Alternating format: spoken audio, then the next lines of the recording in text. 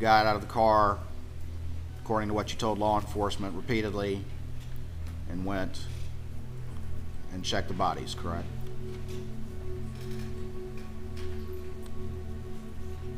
Before you called 911, is that correct? No, sir, that's not correct. You're saying you didn't say that to law enforcement? I don't know what I said to law enforcement, Mr. Waters, but I can tell you this. When I pulled up and I saw Mags and Paw, I jumped out of that car. I know that I went back to my car and I called 911 as quickly as I could. That point in time, when I got on the phone, then is when I went to them and did the things that I did. So, what you're saying is not accurate. You're saying that you didn't say very specifically to law enforcement that you went to them prior to calling 911? When? After you got out of the car, you told law enforcement repeatedly that you went over and checked the bodies before you called 911. No, I don't. If I did say that, I don't believe that's accurate. Did I check Maggie and Paul before I called 911? Correct. No, sir. That's not accurate. At least that's not what I remember. That's not what you remember saying, or that's not what you say now happened? No, that's not what I believe happened. What jumps out at you most about that?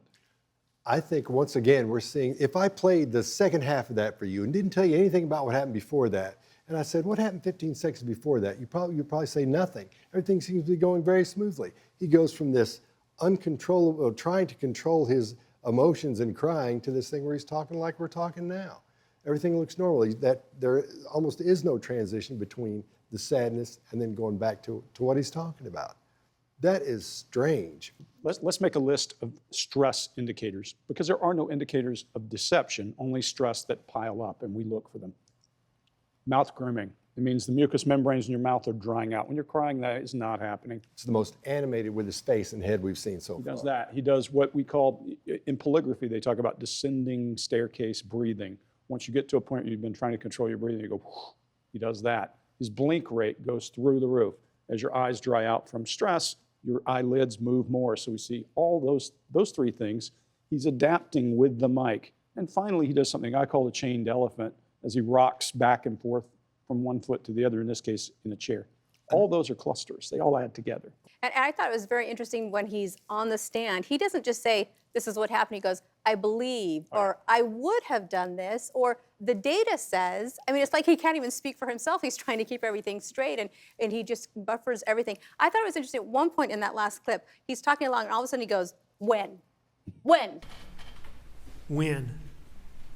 And he looks right at the prosecutor. What was going on there? Because it looked like all of a sudden his animosity came out towards, he's just drilling right at that prosecutor. Watch the prosecutor's body language. He's browbeating him, so there's some baggage between the two of them, clearly. Yeah, Vinnie, you were in the courtroom. What was his trial team doing while he was self-destructing like this on the witness stand? Well, first, remember, it's always the defendant's decision whether or not to testify.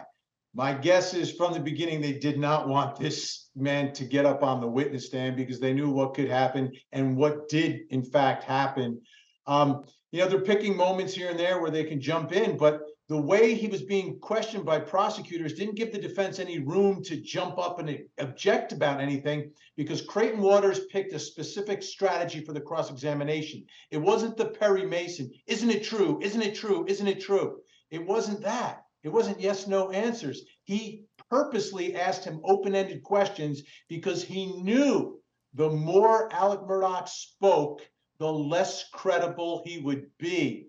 And that is all playing out right now, as we can hear from the body language experts and the juror. Let the guy talk. This entire case was built upon the words of Alec Murdaugh.